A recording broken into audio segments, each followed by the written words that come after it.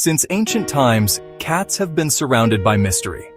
Many cultures believe these graceful creatures are more than just pets. They are guardians of our energy.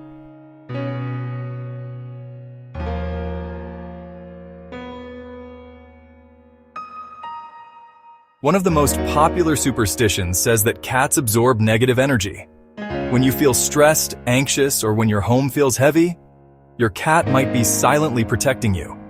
By simply lying beside you or brushing against your leg, they are believed to draw out negativity, restoring balance and peace.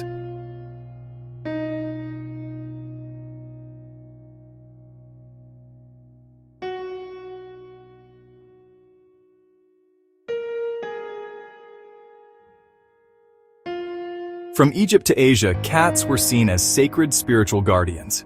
Even today, some believe a cat sleeping near you is shielding you from unseen energies. Whether myth or truth, one thing is certain. Cats bring comfort, warmth, and an unspoken kind of healing. Maybe that's their real magic.